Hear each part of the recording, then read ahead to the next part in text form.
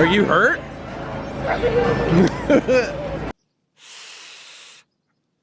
Ah. Ah. Ah.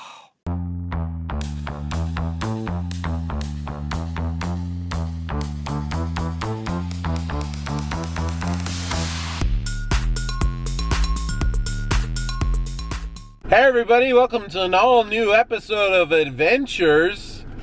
I'm Ed. You don't love me 'cause I'm not Edward. That's Mickey Munchies, that's Emma Bites back there. And we like to go on fun adventures as a family. I couldn't think of a more horrible job if I wanted to. And you have to do it. If you haven't already, please subscribe to this channel and our other family cooking show, Edible Eds, because we like to have lots of fun here and on that other channel. I'm confused. I'm confused right now, G. On today's all-new episode of Adventures, we are at a museum in the Valley of Phoenix. 111 degrees? Phoenix can't really be that hot, can it? Oh my God, it's like standing on the sun! This city should not exist. It is a monument to man's arrogance. That we've wanted to come to for a long time. That was complicated. Well, people call Phoenix like the Valley, right? I'm waking up to ash and dust. But see, like, we're from Southern California, so when you say the Valley, that can mean like a couple different things. So I wanted to, I said it and then I realized, wait, which valley are we talking about? I'm confused. I'm confused right now, G. There might be a valley wherever you are. This is gonna make it easy.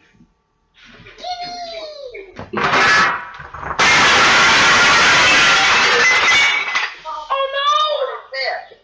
Our table! It's broken! Well, the table broke. That's true. That's true. That's smart thinking, Mickey Munchies. There could be a valley where you are. You currently could be in that valley. Oh my God! Like totally! So we are at the Phoenix Art Museum. That's the name, right? Okay, because I always mess up the names. Children. I was just gonna give you kudos and you're like, Phoenix Museum of Children. Yeah, and I work there, so like I apologize to the staff at the Children's Museum of Phoenix. No, wait, that's not the name of it, is it? Oh, okay. See, I don't know, man. But we are at the Phoenix Art Museum. We've wanted to come here for a long time. Emma Bites has come here several times because she was enrolled in theater camp the last 2 summers, and the Phoenix Theater Company is adjacent to the Phoenix Art Museum. If you're gonna do this, actually do it the right way.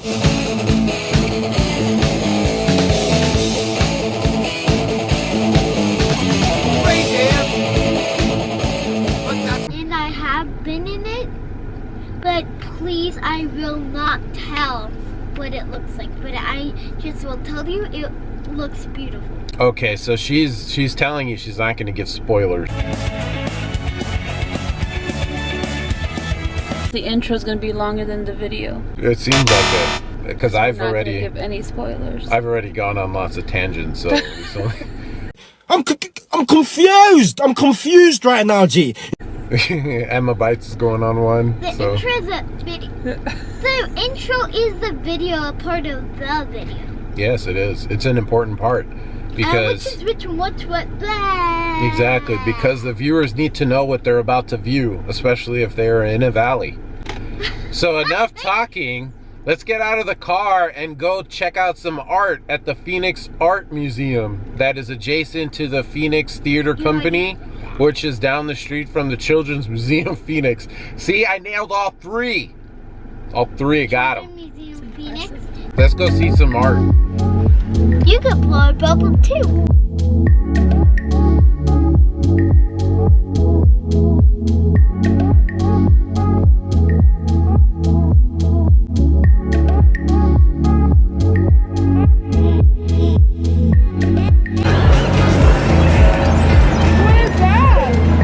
Are you hurt? like, what is this girl doing? I'm embarrassed.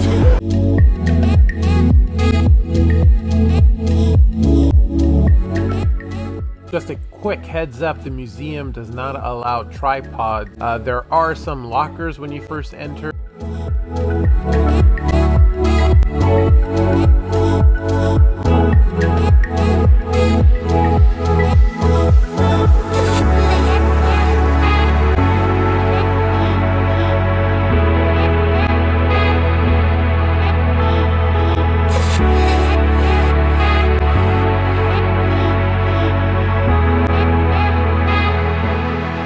So unfortunately, this exhibit is going to end September 18th. Showcasing a lot of lowrider culture and art. It's pretty cool.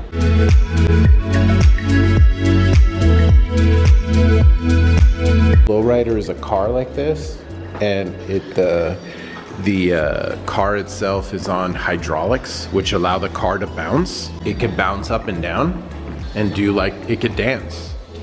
Like the person, if they know how to control it, they can make it dance. Go left to right. All the different wheels could move independently. I like this because it's like the old form of transportation, being a horse, but they turned it into a lowrider with the steering wheel, and they fixed up the seat like a lowrider would have. So it's kind of interesting how they did that. I like that. That's a cool juxtaposition. I like your funny words, Magic Man. Or it's like the old lowrider, which was a horse. You know, you make it, you adorn the saddle. You even got the fuzzy dice right here.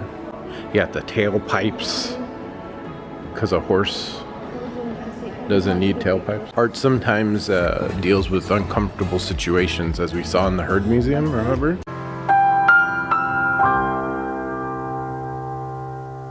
It's the lights. That's like the hood, and then those are the lights shining. That's pretty cool. Whoa, look at that big piñata. That's a big piñata, Emma.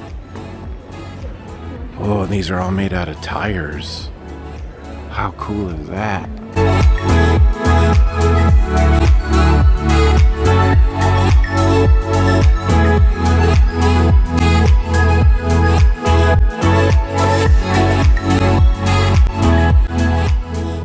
The guided tour is about to start. Come on. Elements of art, and everybody has different elements, but we define it very simply. There's 4 elements: line, shape, color, texture. So look at this and tell me some lines that you see. Lines.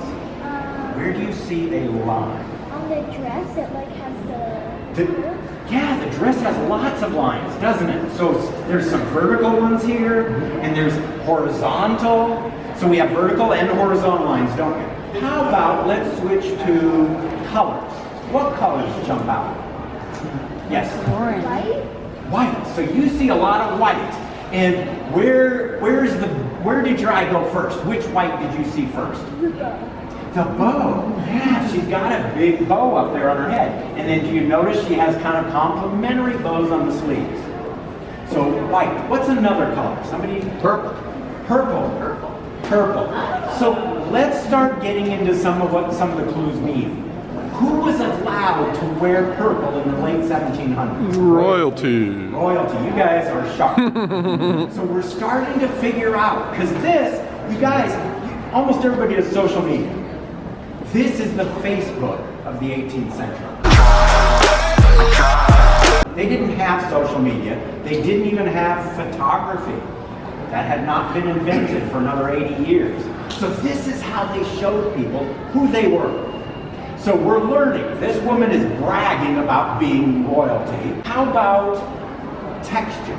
So silky, you said? And velvet. So, and velvet. You can kind of see the marble too in the So you're seeing real slick texture of the marble.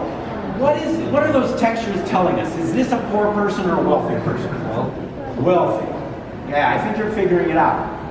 What else? Looking at this, what do you notice that looks either a little odd, or you would ask a question? Like if the artist was right here, we want to ask them questions. What would you ask the artist?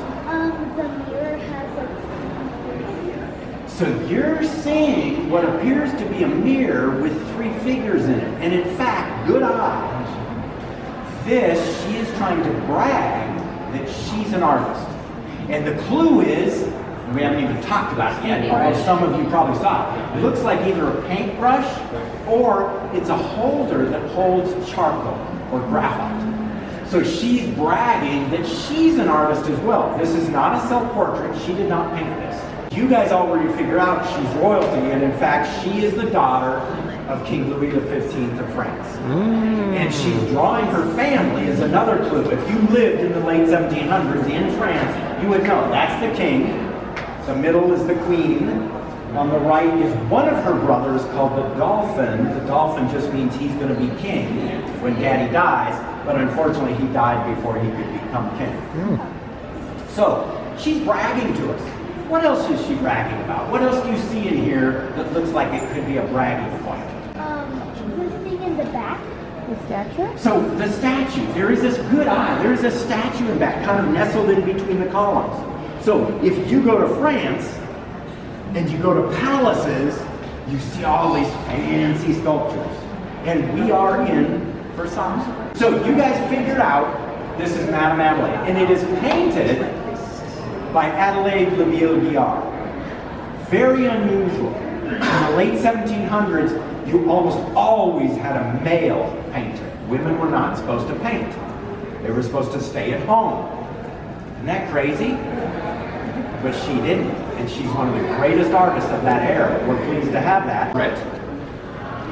Some paintings are called narratives, meaning they tell a story. Let's see if we can figure out what story is being told. So, it's a narrative. What do you think the narrative is? And in the questions I ask, there are no right or wrong answers. I'm just looking for opinions. What, in your opinion, what do you think the narrative is here? What's the message or the story that the artist is trying to tell? Anybody? Violence. So violence. So violence comes through pretty quickly, doesn't it? What's another story it could be telling? Strength. Pretty dope. What? Strength, like a champion. So strength, like it can be champions. What were you going to say? Something different? Like a show. Like a show. So it does look like it's staged, doesn't it? Almost like a play, like we had curtains that we pulled apart. So where are we? We're in Greece and Rome. Has anybody been to Rome? Yeah. Did you go to the Colosseum? Yeah. Did you take the docent-led tour of the Colosseum? You did. Come on over. Most people guide on their own, but if you take the docent-led tour, here is a Roman docent taking people on a tour in Rome. What do you think he's showing them?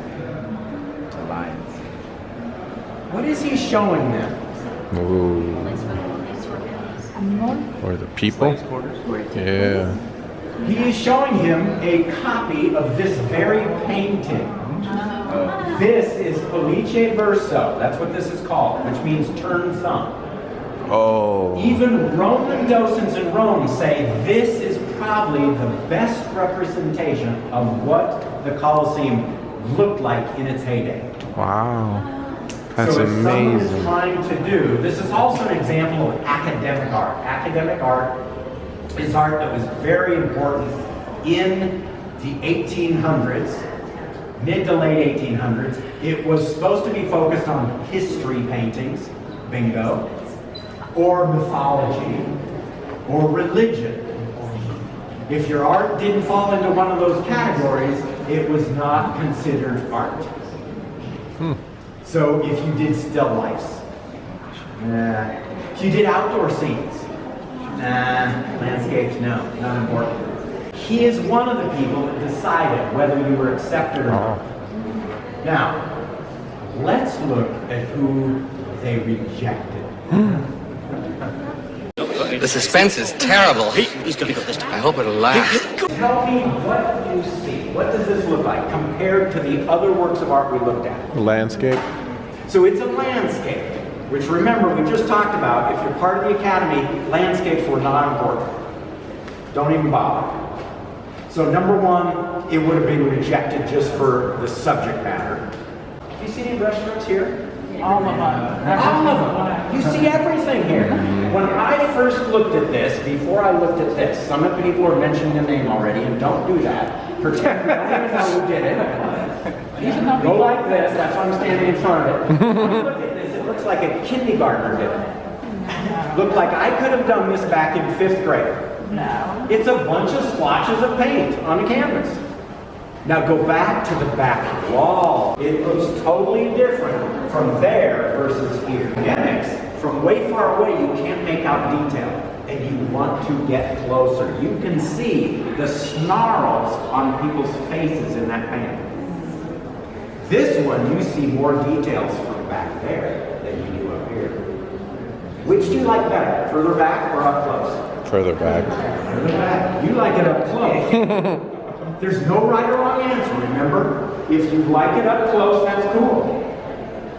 I kind of like it up close. What's being painted here? Garden. What else? Flowers. Lots of flowers. So this painter, Claude Monet, loved flowers. This is his garden. What's in the pond? Lily pads. Yeah, lily pads. Great big huge lily pads. He loved them. What else do you know about Impressionism? Anybody? Flowers. Lots of flowers. Yes, Impressionists love to do outdoor scenes. They love to do flowers. Excellent. Good point. If you look at his palette, if you come up and look at the specific paints he used a very few number of colors. And he didn't mix them. Do you know who's mixing his paints? You are. When this was painted in the late 1800s and early 1900s, scientists were researching your brain, our brains, and how vision works. And that in your sight, you will take colors that are next to each other and mix them. And the artists were using that science to do the same thing. They could put splotches of paint near them, and that's why, to me, this looks different completely from there versus here, because that distance gives your vision. Just like a TV set when they first came out and they had like Triniton, a critic came by and saw this very painting, and he wrote, he said, this person called this Impression Sunrise, and it's barely an impression of a painting. The artist is barely an impression of an artist. And he didn't say this, but I like to say it was almost as if he was saying, maybe when he grows up, he'll learn how to paint.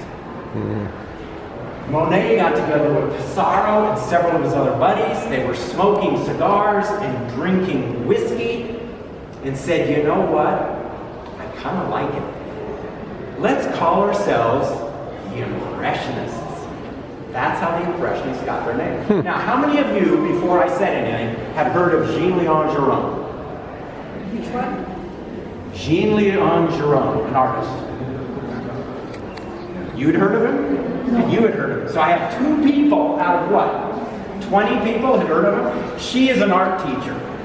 So she's an art teacher.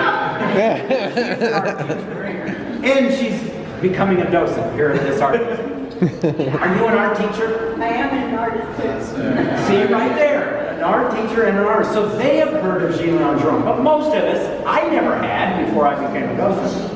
How many of you have heard of Claude Monet? So who got the last laugh? Even though he was rejected, now you would pay millions upon millions of dollars for this, and we got that for a steal. Let me show you a modern day painting. So let's jump up to the current day and look at a modern day landscape.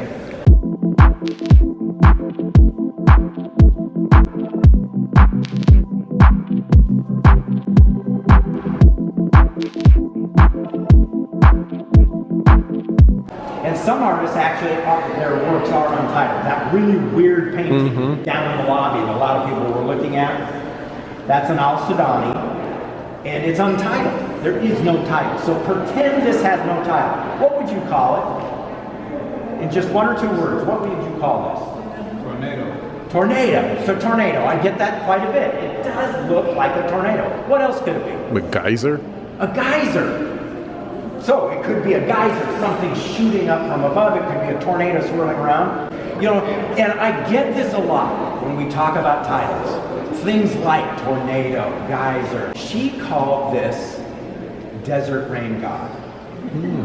Desert rain god. So a little more spiritual connection than the rest of you were getting. This artist really felt the desert, the Southwest desert. She's from New Mexico, kind of like George O'Keeffe. She loved the Southwest desert. She loved the storms. If I'm a stick figure and we draw a vertical line like this, does that imply much motion? If I'm a horizontal line, like I'm laying on the ground, prone, any motion implied there? So the motion is implied when we do what? Diagonal. So diagonal lines. Are there any diagonal lines in this beast? What other tricks has the artist used to give you a sense of motion? Because every single one of you, whether it's geyser or tornado or Oppenheimer's, those imply motion and force and energy. It's kind of like these wild strokes. Anything else? Colors. So you're seeing colors. What are the colors you're seeing that really give you that feeling of motion and power? That gray, the blue, the white.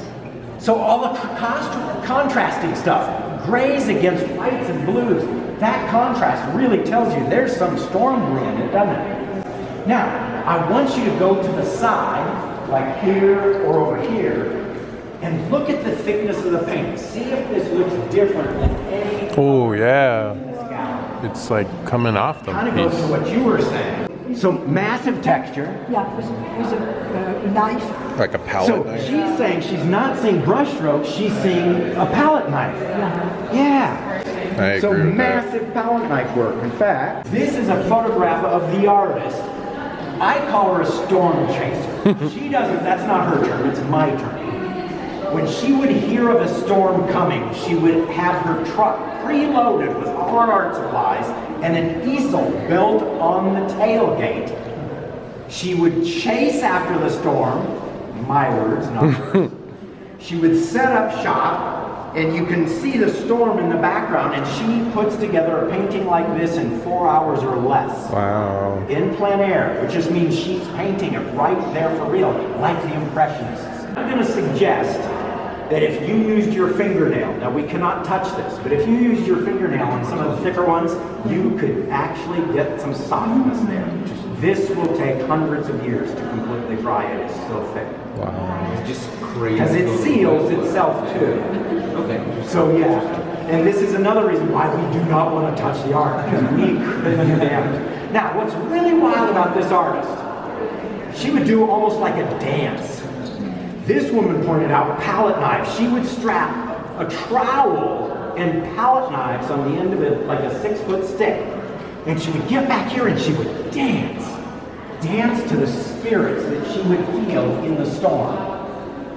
She would, just like that. That was excellent. She would be so proud of you. She would say, yes, you could be an artist. Because she would dance to get the energy on the canvas. Has she succeeded? Yeah. So what's cool is when the artist can make it so real, you feel like you're there. What would you hear?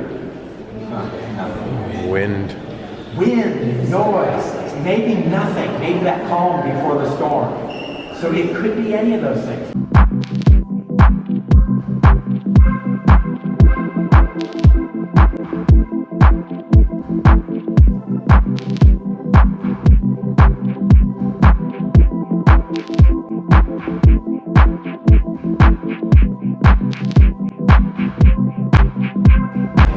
That's so crazy.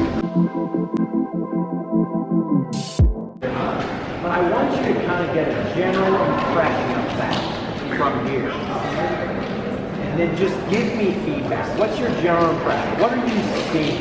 Sometimes it's good just to analyze what we're seeing. Try not to get close yet. We're trying to do it from far away. Something breaking. So something breaking. It looks like it could be breaking apart. Okay. Like an explosion or something. Explosion. So it could be something exploding outward. I've had some people say it's more implosion coming together. Or root structure. Root structure. That's interesting. We're seeing a roof structure for a house. What do you think it's made of from back here? Those of you getting closer, don't cheat. Like rubber? Charcoal. Rubber? Rubber. Wood. Come closer. See if you see anything different. That's so crazy. Yeah, it's like wood. Like charcoal. That's so crazy how they did this. How do you transport something like this? There's like a piece of metal. Oh yeah, something over here. Somebody spotted a big piece of metal over here. That's so crazy. And over decade after decade after decade, that Baptist church serves as a Baptist church where there's communion, there's weddings, there's baptisms, there's generation after generation of people going to this church, and then crack! Out of nowhere, lightning strikes that church and burns it down to the ground.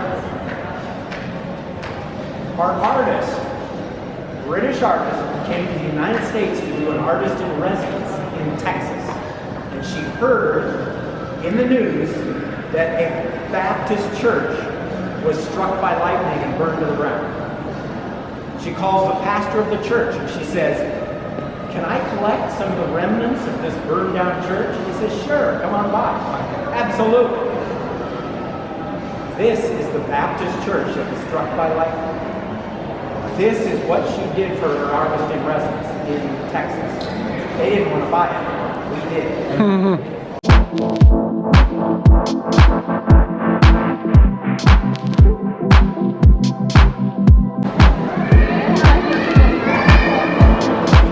You are about to get obliterated in an ending swarm of fireflies.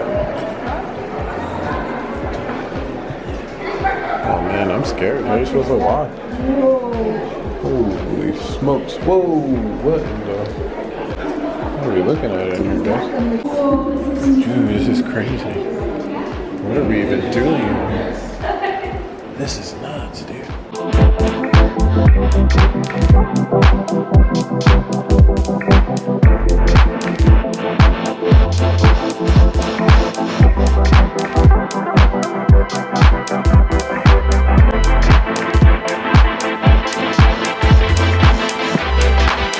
Yeah, this is the space-time continuum right here.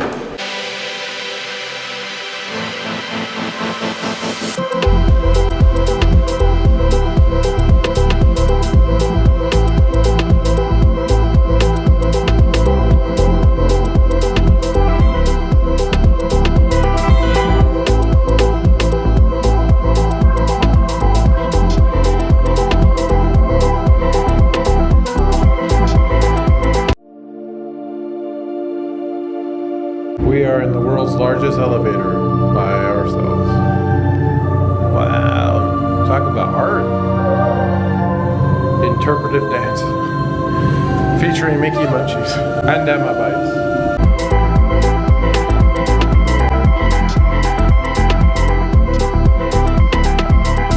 They put a glass case around it, of course. Even the frame is part of the painting.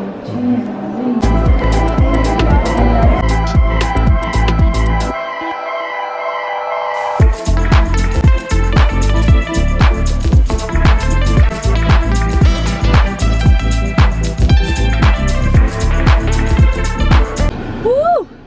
So that was our trip to the Phoenix Art Museum.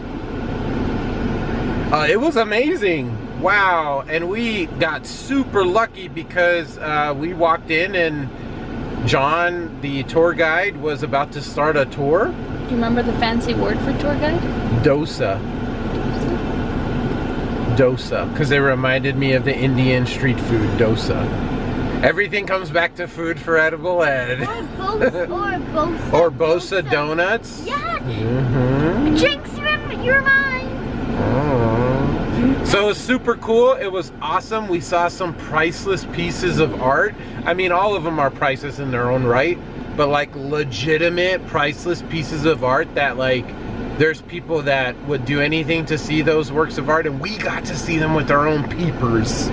It's pretty cool. Like that Frida Kahlo, she donated it to Really? the That's Art wow. Museum. and I've never even seen that Like piece. I get, you know, it travels, it changes hands, but for someone like her to donate that piece to... When did she pass away? I think it said she donated it in 1970 or something. Oh, okay. So I thought like, I wanted to say like she passed away like in the 50s or something.